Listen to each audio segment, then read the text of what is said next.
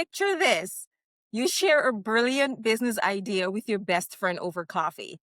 2 months later, they've launched it without you. What happened? So did that actually happen to you? What is That did happen to me, which is why they always say be careful who you tell your dreams and your ideas to. Okay, Because but your best friend? the very people who you think are friends and who have your back and who's going to support you, they don't. That's So on this wild. Yeah, this episode, we're going to be talking about friendships, competition, betrayal, and money. The most important thing here, right? Yeah. So we'll talk about frenemies, the hidden competition, the backstabbers in your business, and how to protect yourself while still building relationships. Yeah, and I think a key point there would be to identify them too before they have the chance to steal from you. But how do you know that your friend who you trust, a trustworthy friend, is going to do that? I mean, you think your friends are going to celebrate you, celebrate your wins, and so forth, but then you go to them with an idea like, hey, I'm going to start this business. It's exciting. You're looking for somebody to kind of like help elevate you and push you and give you advice. But then you turn around and they've started the business without you. That is insane to me. Okay, that has never happened to me. I'm really, really sad that that's happened to you. I guess my question would be, how long were you friends with this person and what was your friendship like leading up to that conversation? Well, before I even answer that question, first, I think we should define what frenemy is in business, right? What's a Yeah. frenemy? Yeah. That is, what do you think a frenemy is? So it reminds me of like Mean Girls, right? They were all frenemies. So it's like you have this friendship, but you kind of know that it's competitive, that you might not fully have each other's backs, only like you have each other's backs only when it's convenient, right? Mhm, I think mhm. that's frenemy to me. Yeah. And to sum it up, it's actually someone who acts supportive, but is secretly competing behind you, behind your back. You just don't know it. Secretly, so you don't know. Secretly. Right. Yeah. So, Okay. yeah, they act real supportive. Yeah. And the funny thing about it is that it happens more often than not. It happens to the average person. It even happened in like celebrity relationships. Some of the ones we may know about would be like Kanye and Jay-Z. Everybody knows that story. There's Steve Jobs and Bill Gates, Well, those kind of relationships, they do happen. It's not as far-fetched as people think. You share your ideas with somebody and then they just take off without you, without even bringing you in. And so we're also going to explore why money and ambition test friendships, whether there's envy, scarcity mindset, and even ego. And so to double back on your question, did that happen to me? Yes. I shared a business idea. I was so excited. And of course, I'm an accountant, so that's kind of like my daily bread and butter. But there's another business idea that I thought of, and I was like, oh man, this is going to be cool. I'm excited. Let me share this with somebody close to me that, I know can enjoy in my success and kind of lift me up and, friend to friend, woman to woman. But then I turn around and you started the words didn't even finish coming out of my mouth before you started the business and now promoting it among our friends. So my other friends are calling me, but like, yeah, so Becky here started a business. Like, wait, what? And so yeah, Wow. that does happen. And then you wonder, well, were we even friends? Mhm. Why don't you, and you didn't even think to say, oh, since I went behind your back and start this business, why don't you come and join me and we do it together? It was more like, oh no, you're over there doing your own thing. So I secretly kind of wanted to fail. Right. I mean, yeah. I secretly want her to fail. No, I know I don't. But that's just what happens. Yeah. So what about you? Have you ever experienced anything like that? Not that I know of. I mean, I think as women, we've all experienced some level of backstabbing in our interpersonal relationships. And I think I've definitely experienced that and I've learned from it. Feel like it helped me identify when people are being fake to my face. A few of the things I realized is like if they seem too interested in you without revealing too much about themselves, red flag. And it's easy to fall for that because you think, oh, this is a great friend. They want to know what's going on with me.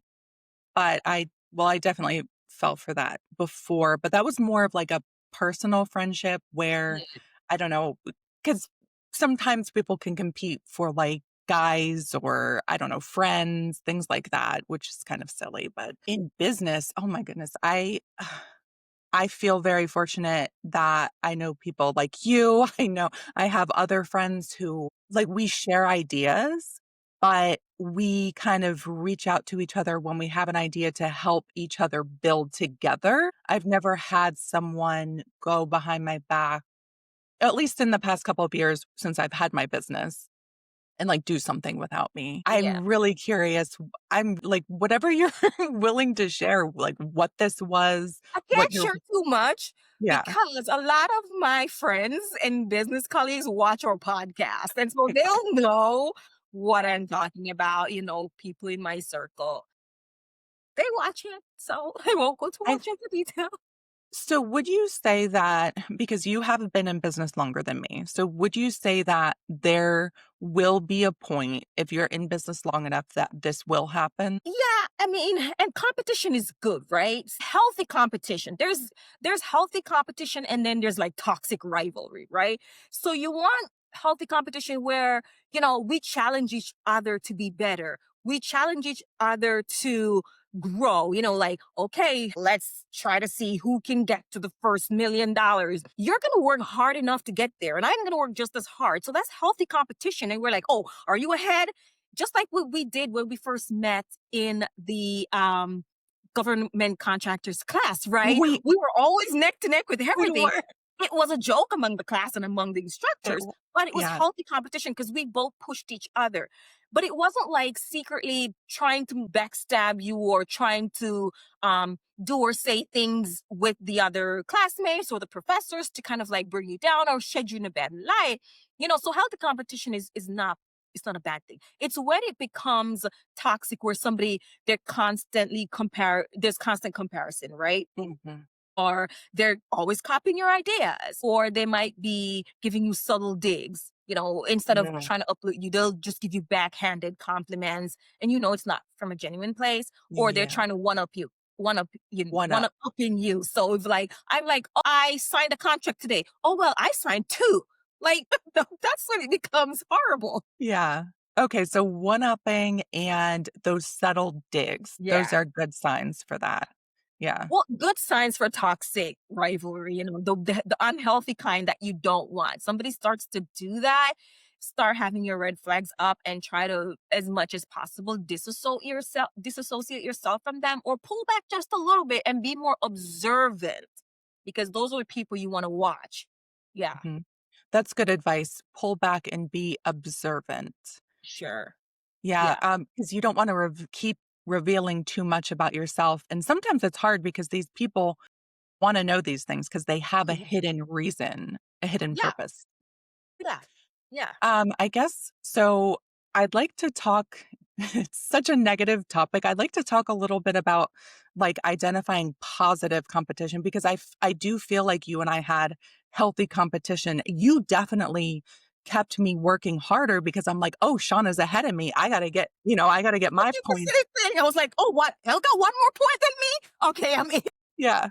We were always neck and neck, and it's like and I realized, like, I wanna work with Shauna. Shauna and I could work great together, and that's why, what was that, 2, 3 years ago, we're still working on things together because we realized we were, I don't know, at the same like, we work similar to each other because we were neck and neck. We challenge each other and we support each other, genuinely support each other, not trying to secretly have agendas. So you want to be mindful of those people. Yeah. I guess more ways to identify them would be if maybe I think there's like a feeling too, right?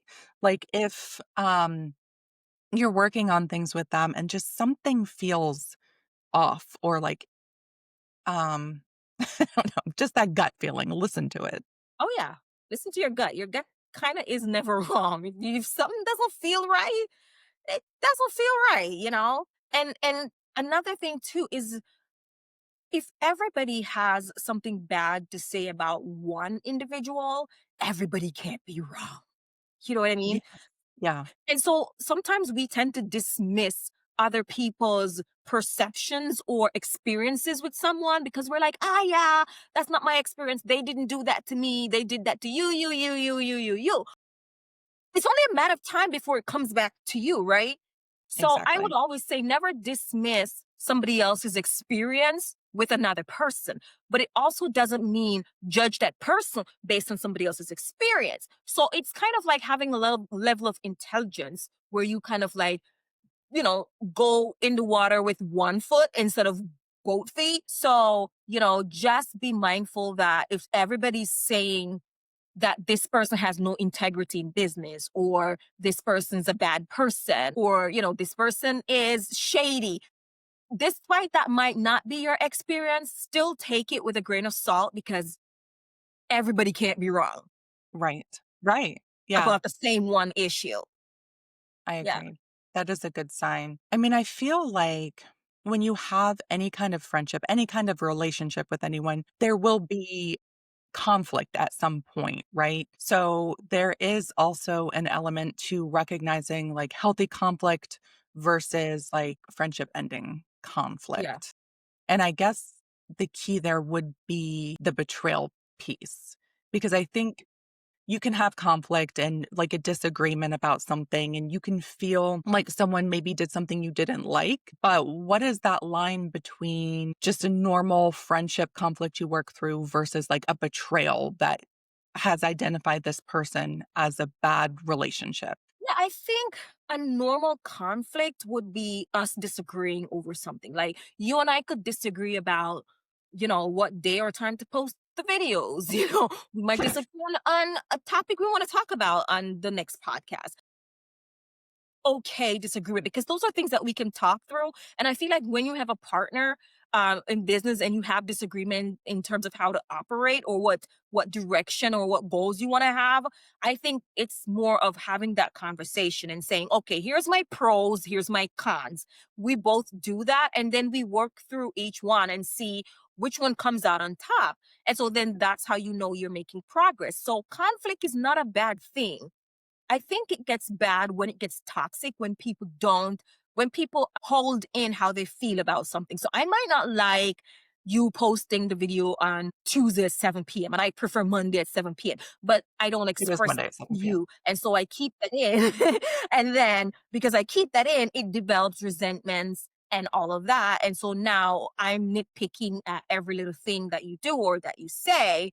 And that becomes unhealthy, not just for me, but because for you and then for the business too. So you want to make sure that you're very open and honest with your conversations, and you want to make sure you come to the table with a solution. One of my pet peeves is having someone who you give a suggestion of something, they disagree, which is totally fine because I love disagreements because I want to hear what you think and I want to know what else is out there because everything can't live in my head. I need to know what else is in other people's heads, right? But one of my pain points is when somebody they disagree with my suggestions, opinions, thoughts, whatever, but they cannot give another option. It's like I Right. don't like it. Okay. Why? They have no reason why. Okay, do you have a suggestion? Have a suggestion. They just don't like the one you give. That's unproductive. Right. So, yeah, very unproductive. Yeah. Where do you go from there? Okay. We just stop. They would just stop, right? We need solutions. And I'm very solution driven. I don't care if you don't like my idea. Give me something to work with then. Right. Yeah, Yeah, I try to be really open-minded because no one person has all the answers. No one person is right all the time. So multiple minds together is always better. Do some A/B tests, see what works better, and exactly. try them all. Yeah. And a business partnership is just like a marriage, You're in it 50-50. You're in it 50-50 with the wins, you're in it 50-50 with the losses. Mhm. So, you have to communicate. You have to communicate and be very open and supportive. And, you know, I just think that that's what's best. I think that's really good advice. Be open, communicate, be supportive in every relationship, but in your business partners' finances are involved. And so there's kind of higher stakes there, which makes it even more important. Yeah. And so let's go back to frenemies in a little bit. We started talking about frenemies and like backstabbers in business, So business betrayal can be in the form of like idea theft, which is what I told you happened to me, right? It could be undercutting. It could be approaching clients, like we might be in the same industry and I'm talking to Johnny Boy for to sign with me and you run behind my back and go and talk to Johnny Boy. That did happen to someone I know. Well, two people are in the same line of business, and one person went ahead and was talking to someone, and both of them knew that person A was talking to Johnny, but person B didn't care. And so person B weaved and went behind person's A back and went to Johnny and tried to get Johnny to sign with them. See, that's poaching clients. And Yeah, that would be definitely. bad to me because you don't want to be a backstabber. And if you know someone is already talking to someone, back off. Yeah. Especially if it's your friend. I can see Right. a whole different company that you have no relationship with and you're trying to maybe gain that person's business and maybe try to give them a better pricing. That's okay. I mean, capitalism, right?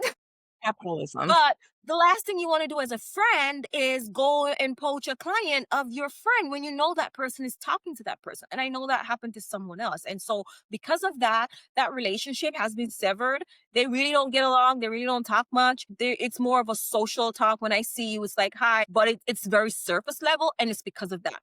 And nobody wants to be talked about that you have no integrity, right? Right. And that person's integrity was put into question. As Everybody's it talking. should have been. Yeah. You have no integrity in business if you're poaching your friends' clients when you know they're already in talks with them. And another betrayal too is gossiping to damage the reputation of a business colleague. And again, I know somebody that happened to. You might not like the person, you might not like their business, but it doesn't serve you purpose to talk bad about that person or their business. Right. You don't have to say anything. It's like You don't.